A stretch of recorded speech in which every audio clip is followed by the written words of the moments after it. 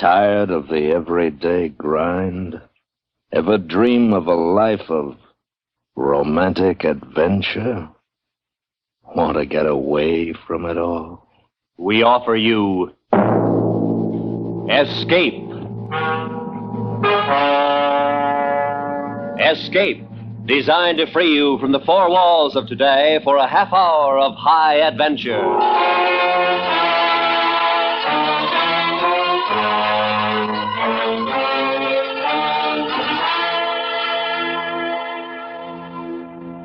You are hiding in the middle of a great forest, quiet as a shadow, while closing in on you, hunting you down like an animal, is a silent archer who will kill you with an arrow through the heart. Listen now as Escape brings you Anthony Ellis's adaptation of the classic story, Robert of Huntingdon.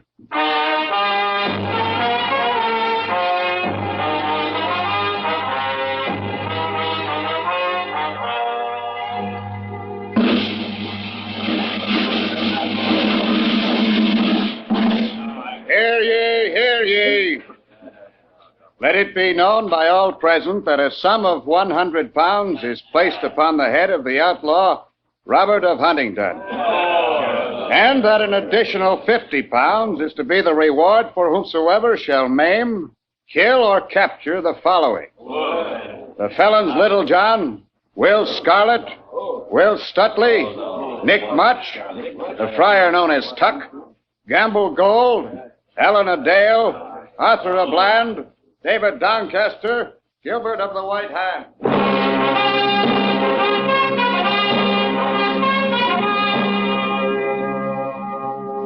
That proclamation was by order of His Worship, the Sheriff of Nottingham, in whose house a meeting was taking place. Robin Hood! Robin Hood! I'm sick of the sound of that name. Something's got to be done. It's gone too far. They shoot the king's deer in the king's forest. Why, they call it their forest. Nobody's safe anymore. Beggar, tinker, bishop, nobody. It's got to stop. Now, I want Sir Martin of Matlock to say a few words. He's offered his services in the name of the king and myself, Sir Martin. My lords, gentlemen, seems quite obvious that your attempts to put a stop to this Robin Hood have been anything but successful. I've heard it said that more than once the sheriff himself has been tied backwards on an ass and sent trotting home. Quiet. We know all about that, Sir Martin. Do you mind getting to the point? All right. The point is that in Sherwood Forest there's a band of about 140 who fancy themselves the savior of the poor and the scourge of the rich. Well, that's an old story, and one I'm sure we've come to know pretty well. Any excuse for outlawry. Well, I propose to stop them. To gather a force of men, 100 mounted, 100 archers, and 100 foot soldiers, go into that forest and exterminate Robin Hood with the others once and for all. Wait. We can't afford to give you such an army without some kind of plan. And besides, most of our best men lie buried there as it is. What you're proposing has been tried. It's nothing new. You don't know these outlaws as we do. I have a plan, your worship. Oh? I'll go into the forest alone. Alone? These outlaws don't know me, and I think because of that, I'll be able to succeed. How? Let's say I pretend to be a wronged yeoman. They take me in to become one of the band. I find out their weakness, their sentry posts, everything I can to help us when the time comes for attack. It's very dangerous, you know. We won't be able to help you if they don't believe your story. Well, it's my life, your worship. I can do what I want with it. If I fail, you've lost nothing. If I succeed... All right. And the rest of you? Good. Give me a week. I'll get word to you when the time comes. My signal for the attack will be a blast on this horn. And now, my lords and gentlemen, I'll disguise myself as a poor but honest yeoman, foully wronged by his worship, the Sheriff of Nottingham.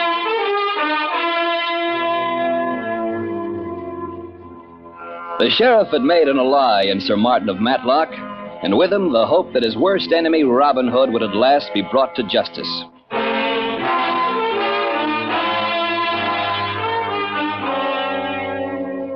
In Sherwood Forest, two men dressed in Lincoln green sat lazily beside a brook.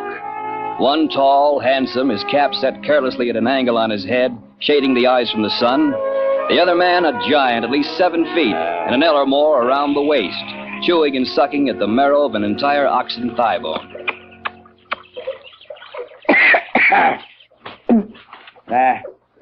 I'm going to have to speak to Nick Much about the quality of the sheriff's beef, Robin.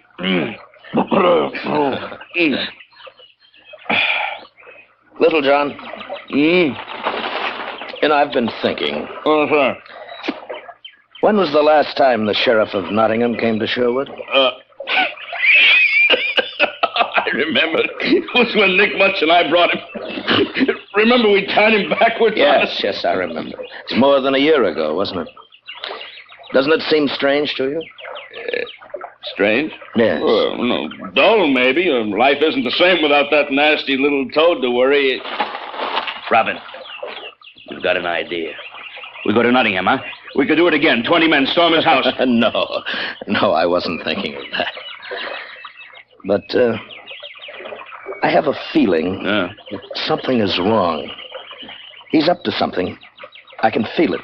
The forest has been too quiet, and we haven't been bothered for a long time. I notice you're growing the beginning of a pot. Don't talk to me about pots, you great cumbersome hog. Little John. Wait a minute. What? Listen. To what? Someone's coming. Pick up your bow. Give me cover from the trees over there. I'll wait here. See who it is. Be careful, Robin.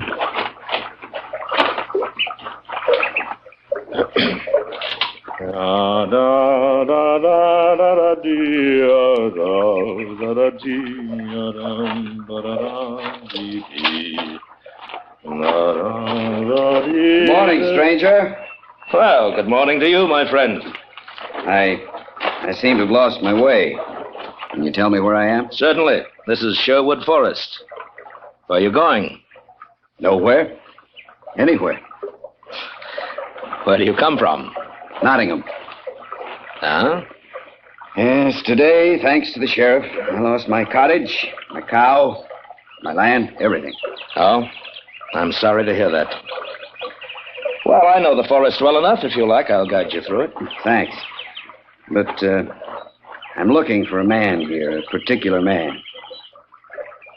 No? Robin Hood. Possibly you know him. He's called an outlaw by some, but there are others who swear by him. Yes, I know. Do you mind if I ask you why you want to find him? Well, they say he's always in need of good yeomen. Now that I'm a felon in the eyes of the king, I've nothing much to live for, unless he takes me into his company. Well, what is this nasty thing that you did? It was one of the king's deer. I shot it and was seen by a forester. Yeah. I escaped with my life, my longbow, and these arrows. Uh-huh. Now, from the look of your eye, I'd say you have the making of an archer. Little John? Yes? What's your name, my friend? Martin Greenleaf. This little fellow coming here is called Little John. Martin Greenleaf wants to join the band of Sherwood Forest. I heard the talk. What are you called? Robin Hood. Well, I wasn't sure. Take him to David Doncaster, Little John. Have him measured for a suit of green. And then tell Nick Much to prepare some food for him. Welcome to Sherwood, Martin Greenleaf. I think we can see to it that you'll never have regrets for today.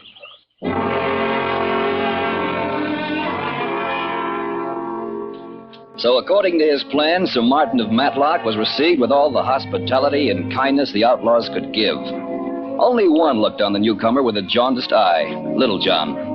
Friar Tuck came upon the giant, sullenly whittling a shaving of wood. And what's the matter with you, little man, huh? A face like that is enough to make a bee's nectar sour. Now, why aren't you at table feasting with that newcomer, Martin? Fat friar. Huh? Go away. I didn't ask for your company. Oh, save us all. I don't like yours either. That's no answer to my question. All right, then. I don't like him. This Martin Greenleaf. Oh? I don't know why. Robin's too easy. He's a mark for a sad story. This fellow's told one, that's all. And if the story is true? If. I'd rather have found that out before inviting him to join us. You are a suspicious chap. Yeah, well, go on back and stuff yourself. I didn't ask you Yeah, here. where are you going, Charles? To look for better company. But Little John had another idea. He dressed himself in the disguise of a tailor, and carrying nothing but a stave and a dagger, he made his way to Nottingham, where he hoped to find out what he could about Martin Greenleaf. But luck wasn't with him, because he'd gone less than a mile beyond the forest when he was seen by 6 of the sheriff's henchmen. And because of his great height, they recognized him. I tell you it is. It's Little John. I've seen him before when we fought the outlaws in the forest. Take him! I know you!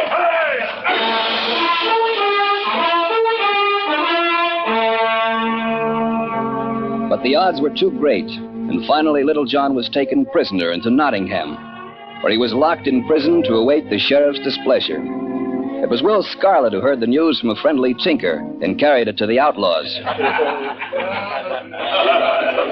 Robin!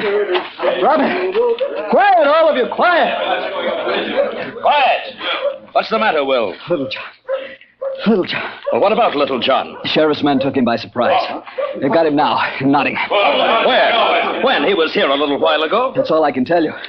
On the Nottingham Road, the tinker swears it was Little John. All right, we'll go to Nottingham then. And I'll tell you for one, I'll pick out the sheriff's heart and throw it to the dogs when we come back.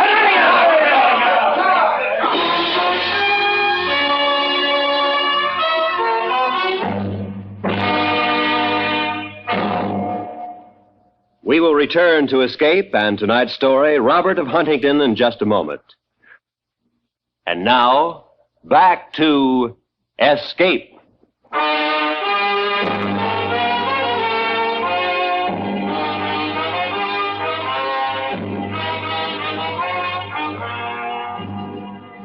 When Sir Martin of Matlock heard the news, he smiled.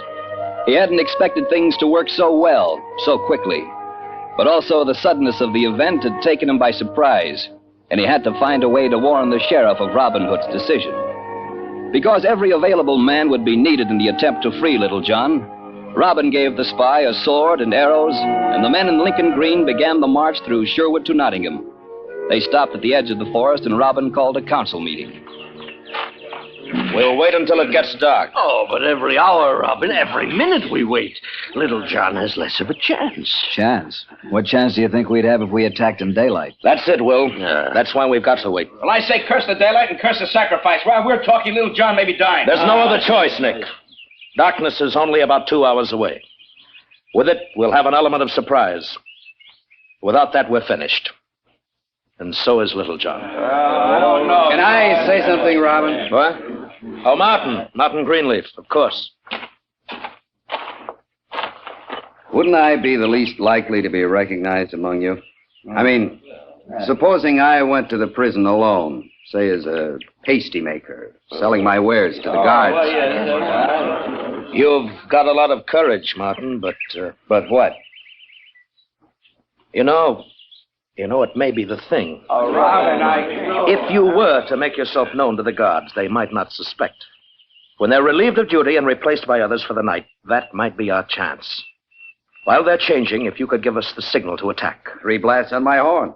Yes, 3. Oh, right. If you are suspected, though, you know what it will mean.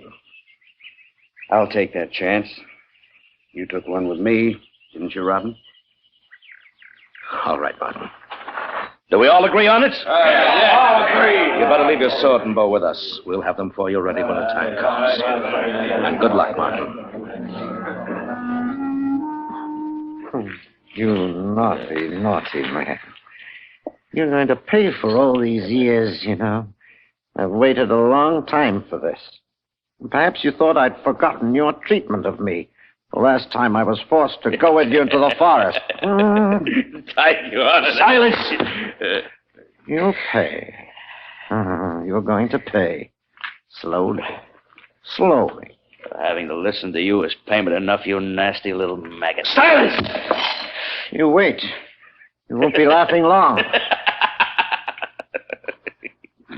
First, there's a little matter of your master, Robin Hood.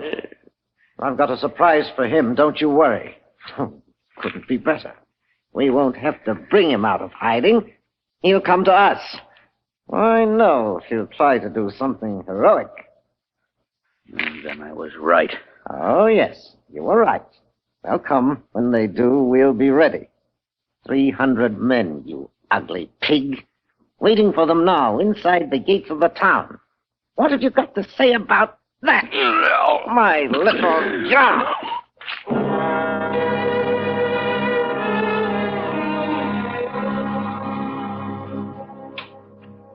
And at the edge of the forest, Robin and his men were also waiting. Each man silent with his own thoughts, and then the sun was gone from the sky. Robin stood a little apart, sharpening the blade of his dagger. Hey, Robin, yes? Oh, Friar Tuck. Robin, I've been thinking. Yes, there was something little John spoke to me about before he left us. Well, what was it? This Martin Greenleaf. Oh? Well, go on. Well, now, John didn't seem to know why, but he said he didn't like the man didn't trust him. Now, that's strange for little John. Yeah. At first, I wondered about it. Then I forgot, and now I'm beginning to wonder again. Now, Martin's willingness to do what he's done. You know, it is possible that he is one of the sheriffs. No, I can't believe that. No. You've always been a good man, Robin. That's one of the reasons I joined you. I don't say I blame you if you thought his story was true.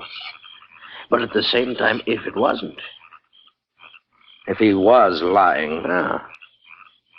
then little John's capture is on my head. Yes. Why would he be so anxious to risk his life? He doesn't know little John. Why should he care that much? Well, I should have spoken of this before. And before I might not have listened, which is even more foolishness. Call the men together, Friar. We've got to decide about this. And they decided. There was no proof of Martin Greenleaf's wrongdoing, but the thought was planted and grew until the fears were shared by all of them. And then Robin made his plan.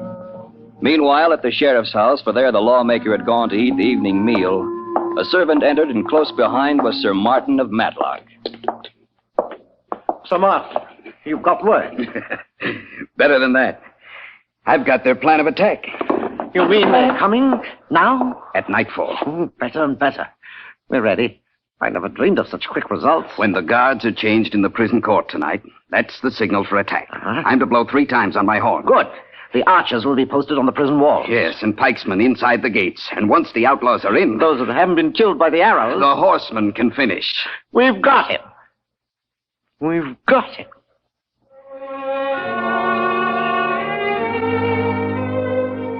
But that wasn't the first time the sheriff had said these very same words, only to see his triumph melt away through his fingers. A little while later, as the last gleam of sunset was turning from gold to rust and clouds were tinged with purple, a ragged and forlorn figure was seen mingling with the soldiers inside the prison gates. Stand aside. Arms, good men.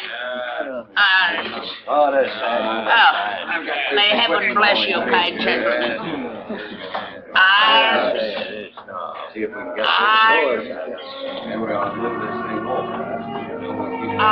And slowly the beggar made his way closer and closer to the prison door. Then he was inside and sidling up to the guard who was watching the preparations in the court. Go on, get out of here. I haven't got anything for you. Get out. Kind sir, all I ask is that you... Don't make a sound or I'll cut your head off, and I mean it. Back. Get away from the door. All right, quickly. Take me to the dungeon where you're holding little John. And remember one sound and you're going to be a very dead man.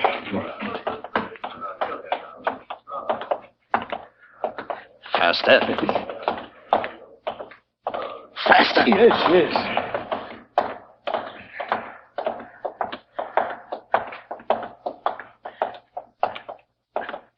key.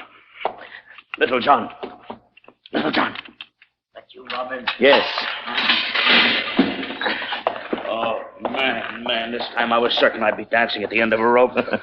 Not yet, little man. Guard the key to the chains. Hurry. Yes. We've got to get out before the prison gates are closed. There's only a minute. Pretty small odds. We've got to run like hares. Oh, give me a second to exercise. Oh, this is the dog who hit me while I was chained. Here, 1 second, Robin. No. Tilt your head, Master Foul Fellow. Jump more. There. Now, Robin, I'm ready.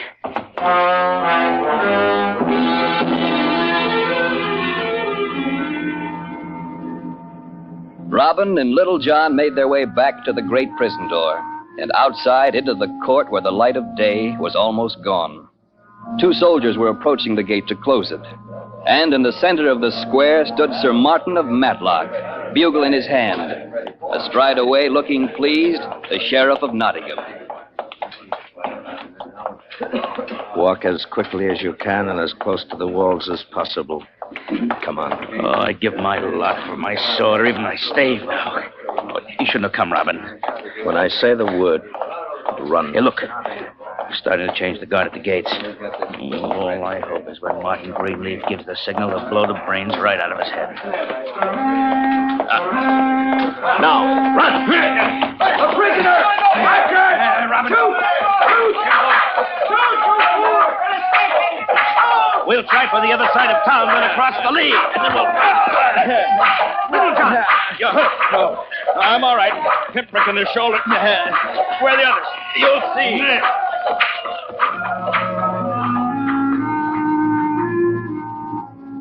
And because of the confusion, Robin and Little John escaped from Nottingham. And as he'd planned, Robin led the way across the Lee to a long hedgerow some 200 rods from the town walls. And there they stopped because behind the brush was Robin's entire force. And each man had an arrow ready in his bow. Give me a sword, one of you, and a bow. Here, Little John. I had not much hope of giving them to you, but I brought them along in prayerful faith. Fat old devil, thanks. Quiet. Quiet now, men. They'll be coming out of the town in a moment. Be ready at the signal.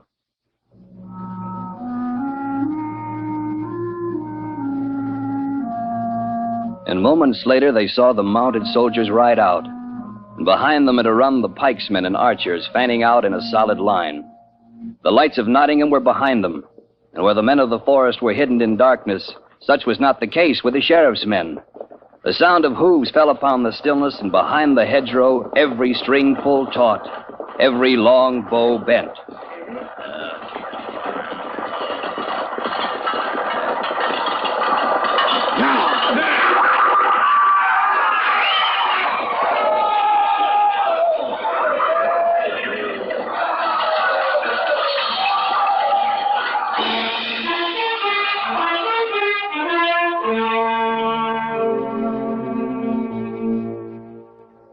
The slaughter was terrible.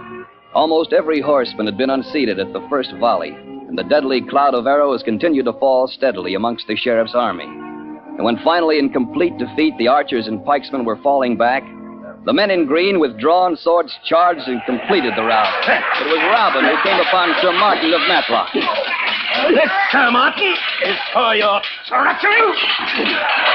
This is for Little John. And this is for me.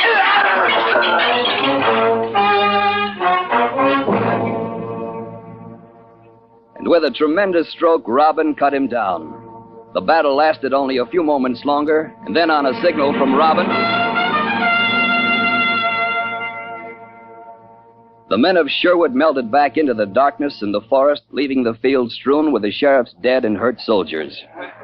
Little John's wounded shoulder was attended to by Friar Tuck, as were the wounds of the others. And then a great merrymaking began, which lasted far into the night.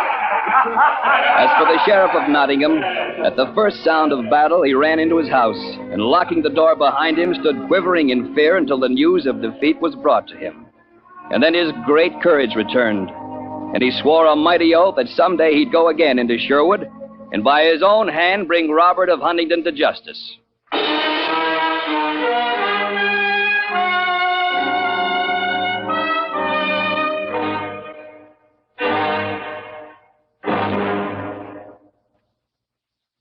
Under the direction of Norman MacDonald, Escape has brought you Robert of Huntingdon, adapted by Anthony Ellis, starring William Conrad as Robin Hood.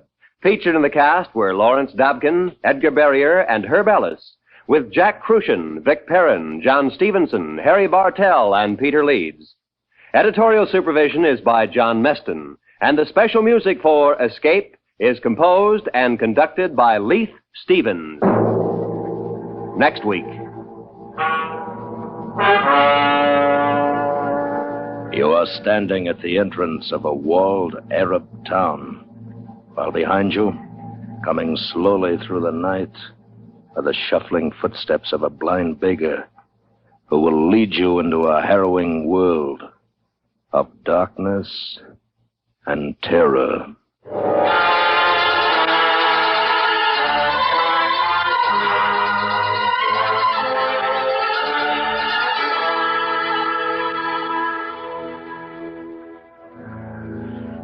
This is Roy Rowan speaking.